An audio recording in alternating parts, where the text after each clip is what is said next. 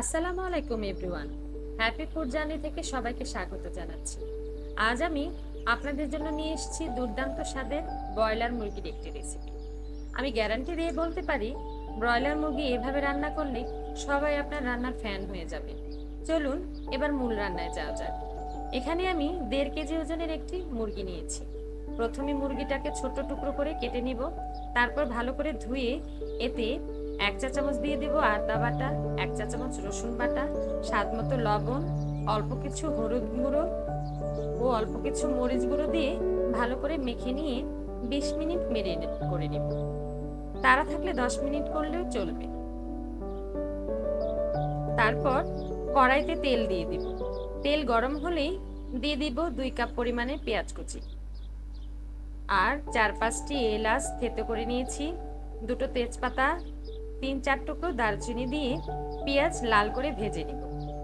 তারপর দিয়ে দিব সামান্য পরিমাণ পানি, যাতে করে মশলাটা পুড়ে না যায়।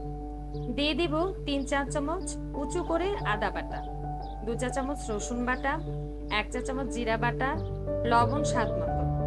মনে রাখতে হবে, মাংস মাখানোর সময় কিন্তু আমরা এখানে লবণ দিয়েছি, তাই একটু ব্যালেন্স করে লবণটা দিতে হবে। তারপর একটু মিশিয়ে নিব।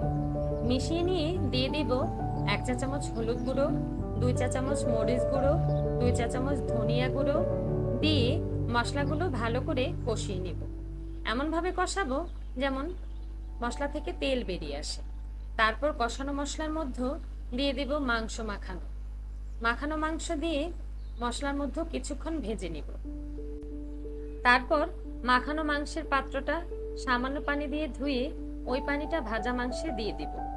এখানে বাড়তি পানির আর প্রয়োজন হবে না, মাংসের মধ্য থেকে যে পানিটা বের হবে তাতেই মাংসটা সিদ্ধ হয়ে যাবে। এখানে পানি দিয়ে আরেকটু নাড়িয়ে নিব। নাড়িয়ে নিয়ে চুলাকে হাই হিটে রেখে একটা বলক তুলে নিব। তারপর চুলার আঁচ মাঝারি আঁচে করে এভাবে 20-25 মিনিট রান্না করে নিলেই হয়ে যাবে আমার দুর্দান্ত স্বাদের ব্রয়লার মুরগি রান্না। এই রান্নার মাঝে একটু নাড়িয়েও নিতে হবে, তা না হলে লেগে যেতে পারে। এটা রান্না করে আমি বন্ধু মহলে ভীষণ প্রশংসা পেয়েছি। আমি বলবো, আমার এই রেসিপিটি ফলো করে আপনারা একবার হলেও ট্রাই করে দেখবেন। আমার বিশ্বাস আপনারাও ভীষণ প্রশংসিত হবেন।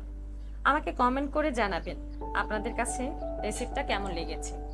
যদি ভালো লেগে থাকে তাহলে লাইক, শেয়ার এবং সাবস্ক্রাইব করে আমার পাশে থাকবেন ও পাশের বেল আইকনটি বাজিয়ে দেবেন, যাতে করে আমার ভিডিওটি আপনাদের কাছে সবার আগে পৌঁছে যায়।